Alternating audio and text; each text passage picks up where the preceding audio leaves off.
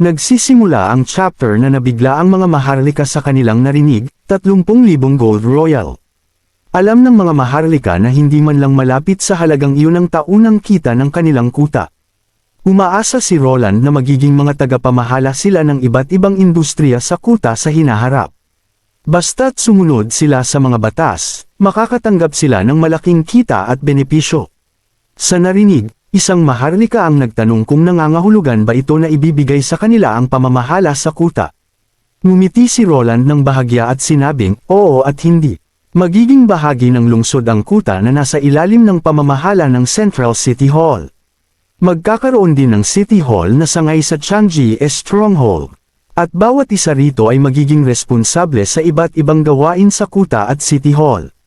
Marami pang pag-uusapan, ngunit sa huli, ang pamamahala ng isang rehiyon ay napakakomplikadong gawain, at bibigyan sila ni Roland ng mga kurso sa pamamahala sa hinaharap.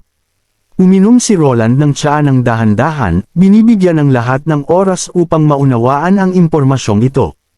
Ang pagpapanatili ng pang-araw-araw na operasyon ng isang rehiyon ay nangangailangan ng malaking bilang ng tao, at dahil mababa pa ang literacy rate, kailangan ni Roland ang mga maharlika. Ang ipinapatupad ni Roland ngayon ay katulad ng mga alkalde at gobernador sa ika-21 siglo. Matapos ang ilang minuto, sinimulan ni Roland talakayin ang susunod na paksa. Tinanong niya si Ron kung gaano karami ang alam niya tungkol sa mga rat organization. Nahihiya si Ron ng bahagya at sinabi na dati siyang pinuno ng isang gang, nakikipaglaban sa iba pang gang ng mga rat para sa teritoryo. Ang ibang mga maharlika ay hindi napigil ang matawa. Nagulat din si Roland sa sandaling iyon, nagtataka kung paano naging pinuno ng isang gang ng mga rat ang pangalawang anak ng isang malaking pamilya. Ipinaliwanag ni Petrov na ilang taon na ang nakalipas, laganap ang mga gang sa lugar ng daungan, kung saan ang mga sibilyan at banyagang mga ngalakal ay madalas na inaalipusta at pinagbabantaan, at nagbubulag-bulagan ang pangkat ng mga patrol sa kuta. Si Ron, hindi mapigilan ang galit, ay nanguna kasama ang kanyang mga bantay upang mag-recruit ng mga tao sa lugar ng mga refugee at pinalayas ang mga rat mula sa daungan. Ngumiti si Petrov, sinabing noong panahong iyon, ipinapadala ni Ron araw-araw ang ulat ng labanan kay Petrov na nasa kabisera ng hari. Sa liham, ipinahayag ni Ron na ito ay isang dakilang labanan, na hindi mas mababa sa laban sa mga demonyo. Namula ang mukha ni Ron at nakiusap kay Petrov na tumigil sa pagsasalaysay. Ang plano ni Petrov ay lipulin ang mga rat upang mabigyan ng mas maayos na pamumuhay ang mga sibilyan. Ngunit nagatubili si Ron, nagsasabing kahit na hindi maihahambing ang mga rat sa mga kabalyero, kung ang paraan ni Roland ay gaya ng ginawa sa mga rebelde, baka kakaunti ang mga sibilyang matitira sa kuta. Merspeto niyang ipinaliwanag na ang transisyon ng isang tao mula sa pagiging rat patungo sa pagiging ordinaryong sibilyan ay tuloy-tuloy, dahil maraming sibilyan, sa kanilang pakikipagsapalaran para mabuhay, ay napipilitang gumawa ng ilegal na mga gawain. Ang prinsipe, may seryosong mukha, ay tumingin sa mahabang mesa at nagtanong kung may sinuman sa mga naroon na nagpapakain sa mga rat na ito. Ibinaba ng mga maharlika ang kanilang ulo. Ipinahayag ni Roland na patatawarin niya ang kanilang mga nakaraang pagkakasala kung makikipagtulungan sila sa kanya. Inatasan niya si Ron na palakasin ang kampanya laban sa lahat ng kriminal na gawain sa loob ng kuta sa darating na buwan.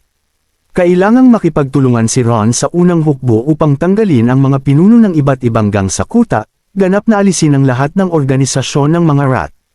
Para sa mga partikular na pamamaraan upang may siguro ito, may magsasabi sa kanya. Ang gawain ni Petrov ay buksan ang mga imbakan ng butil at patuloy na mamahaji ng pagkain hanggang sa katapusan ng buwan ng mga demonyo. Sa puntong ito, tumutol ang ilang maharlika, iniisip na magiging masyadong dependent ang mga tao at lalong lalala ang sitwasyon. Pati sila ay magiging pulubi na lamang. Tiningnan ni Roland ang mga maharlika, na tila palaging pinapalagay na tamad at ignorante ang mga karaniwang tao. Ngunit alam ni Roland ang lakas ng karaniwang mamamayan. Sa katunayan, sa wastong paggabay at tamang halimbawa, ang mga karaniwang tao ang tunay na pag-asa ng mundong ito. Malakas na kumatok si Roland sa mesa, sinabing na pagdesisyonan na niya at hindi na kailangang pag-usapan pa. Tiningnan niya ang mga maharlika, panahon na upang turuan sila ng unang aralin. Upang maging isang kwalipikadong miyembro ng City Hall, mahalagang iparating ang mga patakaran sa mga tao, tugunan ang kanilang mga alalahanin, at tiyaking ang mga maharlika ay marunong pakinggan ang kanilang hinaing. Alam ni Roland na ang pagreporma sa mga maharlika, pag-iisa ng mga batas, at pagpapalakas ng mga patakaran at pag-iwas sa mga krimen ay mga paghahanda niya para magtatag ng bagong kaayusan. Naglalakad si Echo sa kalsada, habang sumusunod si Axe sa likuran niya. Sinabi ni Echo kay Axe na hindi na niya kailangang sumunod. Tumugon si Axe, nananatili ng 2 hakbang sa likod niya, na hindi ito border town at hindi ligtas dito. Dagdag pa, iniutos ng kanyang kamahalan na kapag lumabas si Echo ng kastilyo ng walang ibang mangkukulam, dapat siyang protektahan. Sinabi rin ni Echo kay Axe na hindi na kailangang maging masyadong formal sa kanya, ngunit sa puso ni Axe, si Echo ay palaging magiging pinuno ng Iron Sun Tribe. Sa narinig, natahimik si Echo. Gustong aliwin ni Axe si Echo ngunit hindi niya alam kung ano ang sasabihin, kaya't nanatili siyang tahimik na sumunod sa kanya. Dahil sa kanilang tangkad at natatanging kulay ng balat at buhok, madalas silang tinitignan ng mga naglalakad. Halata kay Echo na hindi niya gusto ang ganitong uri ng pagtingin kaya't nagpasya siyang pumunta sa mas kaunting tao. Nagkomento si Echo na sa Iron Sun City, wala silang makikitang ganitong tanawin at bago siya umalis sa timog na teritoryo, iniisip niyang buhangin lang ang mundo. Sa kanilang lugar, ang tubig ay mahalagang yaman na kinakailangan pang pag-awayan, ngunit dito, hindi nila kailangan makipaglaban para rito. Nagkomento si Axe na bagamat hindi tubig, nakikipaglaban naman sila para sa iba pang bagay gaya ng kayamanan at estado, at hindi maiiwasan ang kaguluhan saan man. Itinaas ni Echo ang kanyang ulo, tinitingala ang abong kalangitan, at habang naglalakad sa tulay, sinabi ni Nightingale na naniniwala siya na kayang tapusin ni Roland ang mga kaguluhang ito. Maging ang mga Sand People o ibang lahi at kaharian, karaniwang tao man o mangkukulam, lahat ay maaaring magkaroon ng pantay at malayang buhay. Biglang tinanong ni Echo kung gusto ni Axe bumalik sa Iron Sun City. Nabigla si Axe at, nang walang pag-aatubili, sumagot ng hindi. Nangako si Axe sa mga Diyos ng buhangin na laging maglilingkod kay Prinsipe Roland at palawakin ang kanyang mga teritoryo para sa kanya. Alam ni Axe na ipinangako ni Prinsipe Roland na ipaghiganti sila. Kapag bumalik si Echo sa Iron Sun City, wala nang maglalakas loob na maliitin siya. Nagpatuloy si Echo sa kanyang paglalakad sa tabi ng ilog. Ayaw na niyang maging pinuno muli. Mahal niya ang mga lugar kung saan lunti ang mga puno ang palaging makikita. Gusto niyang makasama sina Wendy, Nightingale, at ang kanyang mga kapatid, at pinahahalagahan niya ang mga kantang itinuro ni Prinsipe Roland sa kanya. Marahil balang araw ay bibisita siya sa Iron Sun City, ngunit ayaw niyang tumira roon at walang katapusang lumaban para sa tubig. Parang may nais pang sabihin si Axe, ngunit sa huli, sinabi lamang niyang walang sinuman ang pwedeng pumilit kay Echo. Pagdating sa isang maluwag na lugar, huminto si Echo. Plano niyang mag-practice dito upang hindi makaabala sa iba. Tumango si Axe at umatras ng kaunti, handang protektahan siya. Tinitigan siya ni Echo at tinanong kung gusto ni Axe marinig ang isang kanta na nilikha niya para sa kanilang bayan. Nabigla si Axe. Ipinaliwanag ni Echo kung paano niya ginamit ang mga teknik sa paglikha ng musika na itinuro ni Roland, pinaghalo ang tunog ng iba't ibang instrumento. Ngunit napansin niyang ang mga pangalan na ibinigay ni Lord Roland sa ilang genre, tulad ng electronic at heavy metal, ay medyo kakaiba. Sa isip ni Axe, si Roland ay isang mahalagang nilalang na kinalulugdan ng mga Diyos. Kaya ang mga sinasabi ni Roland ang magtatapos sa mundo. Buong puso siyang sumang-ayon kay Echo, noting na walang sino man ang nagturing sa mga mangkukulam na may ganitong tunay na kabaitan gaya ng ginawa niya. Bago pa man makapagsalita si Axe, nagsimula ng umawit si Echo. Nang marinig niya ang mga nota, agad siyang napatigil sa kanyang kinatatayuan. Napakahimala ng himig, parang buhangin na humahaplos sa isang oasis. Sa sandaling iyon, pakiramdam ni Axe ay nasa ilalim siya ng maliwanag na araw ng disyerto. Ilusyon ba ito? Ibinaling niya ang kanyang paningin pababa, at napansin niyang nawala na ang niyabing paligid. At hindi niya namamalayan, siya ay nasa disyerto, ang mainit na buhangin ay pumuno sa kanyang paningin. Ang babaeng nasa kanyang harapan ay bahagyang nakapikit, ang kanyang tinig na umaalingaw-ngaw sa malinaw na kalangitan. Nakatayo siya sa mababaw na tubig, ang mga alon ay dahan-daang kumakalat, napakaganda ng tanawin. Nang hamupa na ang tinig, napagtanto ni Axe na bumalik na siya sa naibeng paligid ng kuta, lahat ay parang mirage, na para bang walang nangyari. Ngunit sa kanyang palad, may ilang butil ng buhangin na kumikinang ng maliwanag. Nang marinig ni Roland ang ulat ni Axe, saglit siyang napaisip kung nagkakamali ba siya ng narinig. Maingat na inilagay ni Axe ang butil ng buhangin sa mesa.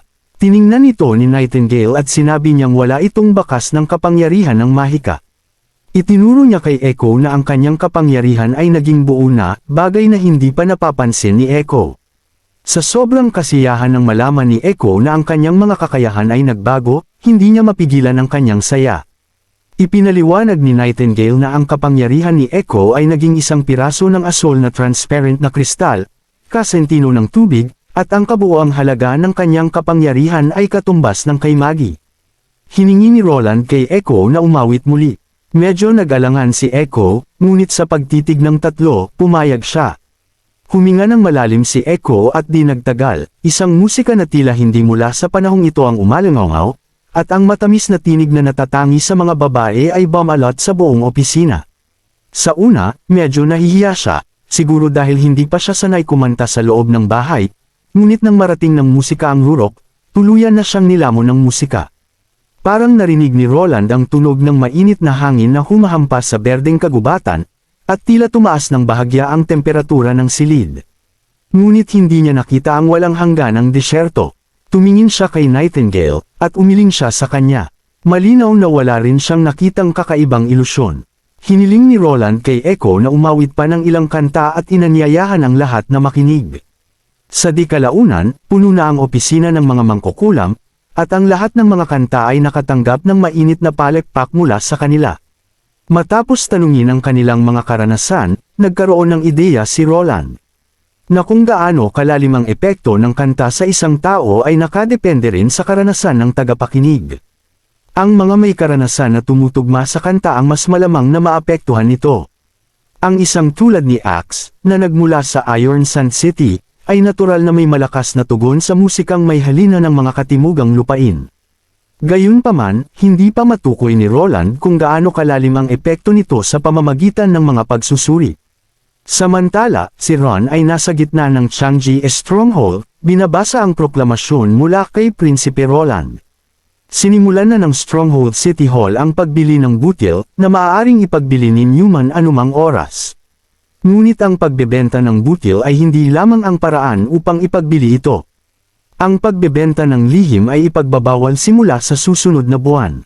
Nang marinig ito, nagkaroon ng kaguluhan sa mga tao.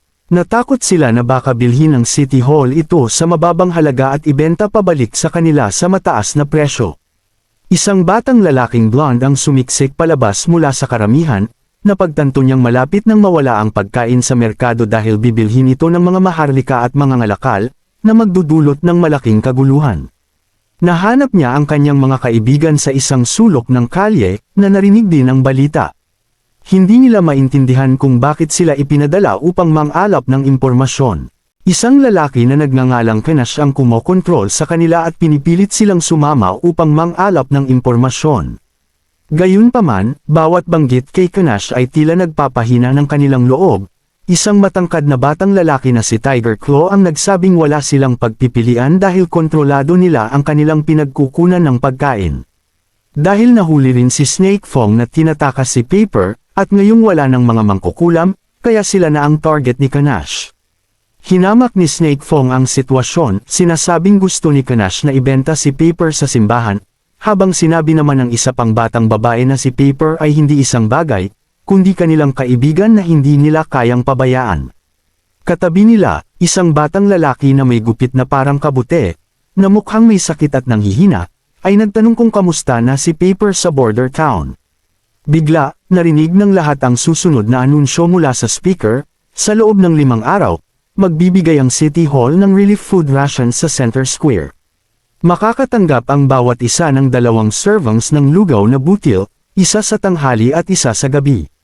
Ito ay ipinahayag mismo ng prinsipe. Agad na nagkaroon ng kaguluhan sa karamihan matapos ang pahayag na ito. Narinig din ito ng grupo, at sinabi ni Joe na sa ganitong paraan ay maaaring pansamantala silang makatakas sa banta ni Kanash at hindi na kailangang mamatay sa gutom sa ilalim ng malamig na nyebe. Agad na tinakpan ng matangkad na batang lalaki ang bibig ni Joe, dahil kung maririnig ni Kanash ang ganoong mga salita, kailangan nilang mamatay. Sumunod ang huling pahayag, ang kanyang kamahalan na prinsipe ay mahigpit na lalabanan ng krimen sa Kango Stronghold, kabilang ang pagsugpo sa mga underground na organisasyon, pagnanakaw at pagpatay at lahat ng mga iligal na gawain na nagbabanta sa buhay at ari-arian ng mga tao. Magpapadala rin ang prinsipe ng mga tauhan upang matiyak ang kaligtasan ng lahat. Pinaalalahanan ni Ron ang lahat na huwag manatili sa black market, o pumunta sa mga kasino, tavern, at iba pang lugar na pinaghalo-halong tao. Magpapadala rin ng mga tauhan ang prinsipe upang tiyakin ang kaligtasan ng lahat. Wala nang gana ang apat na makinig pa, nang marinig nilang lilipulin sila, nagsimula silang mangamba. Pagbalik sa kanilang kampo, may isang lalaking nakaupo sa isang upuan. Ito si Kanash, may isang malaking peklat sa kanyang mga mata, matipuno at matangkad. May isang babaeng nasa likuran niya na minamasahe siya. Tinitingnan niya si Snake Fong at ang iba pa ng mapanlate, sinasabing gaano man kalaki ang isang marangal na tao kapag nasa lupa ng iba, wala siyang kapangyarihan. Ito ay Kango Stronghold, hindi border town o ang Royal Capital, at walang magagawa si Roland nang walang pag-aproba ng pamilyang Meade. Ang pagnanais ni Roland na maging tagapagtanggol ng kanlurang rehiyon ay nagpatawa kay Kanash. Tingnan mo kung sino ang nakaupo sa Royal Capital, ang sinasabing hari na namumuno rin sa Grey Castle, ngunit sino ang nagbibigay halaga sa kanyang mga utos. Sumang-ayon din ang babaeng nasa kanyang tabi, na sinasabing wala itong kinalaman sa kanila. Ngunit kakaiba ang pangalawang mensaheng dinala ni Snake Fong, dahil dati, kapag ang mga maharlika ay namamahagi ng butil para makakuha ng magandang reputasyon, ipinapalam muna nila ito, ngunit bakit hindi ngayon? Umupo si Kanash sa upuan, nagpaplanong tanungin ang kanyang leader mamaya. Tanging siya lamang ang nakakaalam ng mga bagay na may kinalaman sa mga maharlika. Tiningnan ni Kanash ang tatlo at sinabing ang kanilang ulat ay kaugnay. Ngunit humalaklak si Kanash, sinasabing alam niya na gusto nilang matikman ang lugaw na butil na ipapamahagi ng City Hall. Malakas niyang isinaksak ang punyal sa mesa, sinasabing sa araw na iyon. Lahat ay dapat manatili sa gusaling ito, at wala dapat umalis. Kung may manggahas, tiniyak niyang hindi sila makakakain ng kahit ano sa buong buhay nila. Sa unang araw ng pamamahagi ng lugaw, buhat-buhat ni Tiger Claw si Joe sa kanyang likuran, tumatakbo sa mga eskinita kasama si Snake Fong. Medyo natatakot si Tiger Claw, dahil binalaan sila ni Kanash noon, ngunit sinabi ni Snake Fong na ilang araw nang hindi bumabalik si Kanash, baka talagang may gagawin ng prinsipe laban sa kanila. Nagbabantay si Kay para sa kanila, malamig ang panahon, at ang mga tao ay hindi sila mapapansin habang nagkukumpol sa paligid ng mga pinto ng apoy. Bukod dito, lumalala ang kalagayan ni Joe, maaaring ang isang mangkok ng lugaw ay makatulong sa kanya upang magtagal. Humihingal, dumating sila sa liwasan at nakita nilang may pamamahagi nga ng lugaw. Agad silang tumakbo papunta roon ngunit pinigilan sila ng mga gwardya. Sinabihan sila ng mga gwardya na huwag sumingit at pumila ng maayos, si Snake Fong ay lumuhad sa nyebe, nagmamakaawa sa kanila na iligtas ang kanyang kaibigan. May sakit ang kanyang kaibigan at ilang araw nang hindi kumakain. Nagpalitan ng tingin sina Wade at ang kanyang kasama, at isa sa kanila ay umuko para buhatin ang walang malay na si Joe. Sinabi nila kay Snake Fong na pumila na at sila na ang bahala kay Joe. Tinanong ni Wade kung alam ni Joe ang daan pabalik. Kung hindi, maaari silang bumalik upang hanapin siya. Nagkatinginan ang dalawang bata. Walang inaasahan ang ganitong resulta, akala nila'y babalewalain sila o papayagan silang makalampas sa harang para mauna sa lugaw. Nagpasya si Snake Fong na bumalik agad, napakahaba ng pila, at natatakot siya sa mga aksidente. Dapat silang bumalik agad. Sa pagbabalik tanaw sa pamamahagi ng lugaw, nagsimula siyang magtaka tungkol sa ibang dalawang pahayag. May naramdaman siyang malaking pagbabago na parating sa Black Street. Nang bumalik sila ng patagang pagpasok sa bahay, nakita nilang si Kay ay may pasa sa mukha, nakasabit sa pintuan. Nasa isang umuugoy na bangko ang kanyang mga paa, at nakatayo sa tabi niya ang tauhan ni Kanash, nakangisi sa kanila. Sa isang iglap, bumagsak ang puso ni Snake Fong. Sinabi ng mga gwardya na ipinag-utos ni Boss Kanash na bantayan sila. Mukhang kailangan ng mga batang kalye ang disiplina, panahon na para ipatikim sa kanila ang parusa. Pagkatapos, sinipan ng isa sa mga rat ang bangko sa ilalim ng mga paa ni Kay. Agad na humigpit ang katawan niya. Sumiksik ang lubod sa leeg ni Kay, nanginginig ang kanyang katawan, at nagsimulang magpadyak ang kanyang mga paa. Si Tiger Claw ay mabilis na tumakbo ngunit malakas na hinampas sa likod ng ulo ng isang pamalo, at siya'y bumagsak. Lumuhod si Snake Fong at nagmakaawa na pakawalan si Kay dahil hindi siya lumabas ng silid. Ang lalaki, hawak ang punyal malapit kay Kay, ay nagsabing nagsisinungaling siya, at kahit nawala na ang dalawang ngipin niya, hindi pa rin niya inaamin ito. Mabangis niyang inapakan ang ulo ni Snake Fong.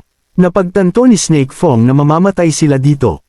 Pilit niyang itinaas ang kanyang ulo, nakitang humihina ang pag-igkas ni Kay, at nagsimulang mangisay ang katawan niya. Biglang naputol ang lubad. Bumagsak si Kay nang walang ingay. Hindi alam ng mga rats ang nangyari nang may linya ng dugo mula sa gilid ng leeg. Pagkatapos ay bumagsak ang mga rats isa-isa. Tumingin sila sa isa't isa, naghanda ng mga sandata, ngunit bago pa makita ang kaaway, biglang bumagsak ang pader, at pumasok ang isang tao. Pumasok si Ash, may itim na ponytail na nakatali, at agad na napalibutan ng mga rats. Tahimik ang paligid ng ilang segundo. Sa pagkakita sa napakagandang babae, nais nilang dakpin si Ash ng buhay at ibigay siya sa kanilang boss. Itinaas ni Ash ang kanyang malaking espada, at ang mga malapit na rats ay tinamaan ng isang hampas. Biglang narinig ni Snake Fong ang isang tinig na nagsasabing protektahan ang mga tao. Pagkatapos, lumitaw si Nightingale sa likuran niya. Clumsy na gumapang si Snake Fong papunta kay Kay, at dahan-dawang inilagay ang kanyang kamay sa ilong nito. May bahagyang hininga, tila buhay pa siya. Si Tiger Claw ay bumangon rin, kahit na masakit ang ulo, wala namang malalang pinsala. Biglang pumasok ang higit pang mga lalaking nakasuot ng uniforme sa silid, at mabilis natapos ang laban. Tiningnan ni Wade si Snake Fong, sinasabing tapos na ang lahat at ligtas na sila. Nakaramdam si Snake Fong ng pag-init ng ilong, ang pakiramdam ng nakaligtas sa trahedya ay hindi niya mapigil ang damdamin. Lahat ng pahayag ay totoo. Ang mga taong ito ay ipinadala ng prinsipe para lipulin ang gang at mga rats. Maliligtas silang lahat. Dahan-dahan namulat si Kay. Si Wade ay lumabas kasama ang lahat ng natitirang rats, nakatali ang mga kamay ng bawat isa.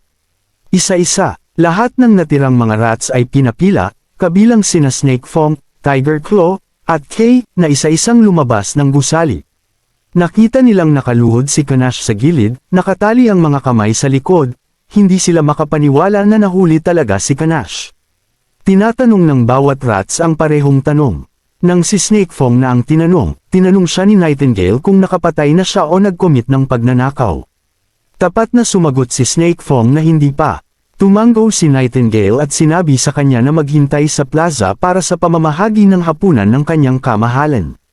Lumakad ng ilang hakbang si Snake Fong at tumigil, buong lakas ng loob na tinanong, isa ka bang mangkukulam? Akala niya'y wala siyang makukuhang sagot. Ngunit tahasang inamin ni Nightingale na isa nga siyang mangkukulam.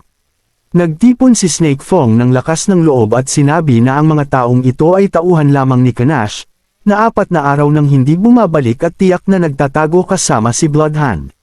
Si Bloodhand ang tunay na boss dito, at hindi dapat siya makatakas. Ngumiti si Nightingale ng may kumpiyansa, sinabing walang makakatakas. Pagkatapos ay pinalaya ang tatlo, masaya nilang sinabi na talagang ang mangkukulam ang nagligtas sa kanila, at sa teritoryo ng kanyang kamahalan ay tinatanggap talaga ang mga mangkukulam. Masayang sinabi ni Tiger Claw na sigurado siyang nasa mabuting kalagayan si Paper. Nakangiting tinanong ni Kay kung gusto ba ni Tiger Claw na makita si Paper. Ngunit mataas na ang estado ni Paper ngayon, at pagpunta doon ay maaaring magdala lamang ng kahihiyan sa kanya. Umiling ang tatlo. Sa kabila ng lahat, sila ay mga rats pa rin. Sinabi ni Tiger Claw sa kanila na huwag nang masyadong isipin ito at mag-umpisang kumain. Nakatayo si Ron sa mataas na plataporma, sinasagot ang mga tanong ng mga tao, sinasabi na determinado ang kanyang kamahalan na lipulin ang lahat ng mga rats mula sa kuta at hayaang mabuhay ang lahat ng ligtas na walang banta. Pagkatapos ng buwan ng mga demonyo, magtatayo ang kanyang kamahalan ng isang lungsod, at pagdating ng oras na iyon, maaari nang magtrabaho ang lahat. Mabilis na natanggap ng tatlo ang kanilang lugaw, at hindi nila maalala ang huling beses na mayroon silang ganitong kalinis na pagkain. Habang tinitingnan ni Snake Fong ang mainit na lugaw sa kanyang kamay, naisip niya na balang araw ay iiwan niya ang kanyang pagkataong rats, at sa oras na iyon, haharapin niya si Paper nang hindi siya nakakahiya.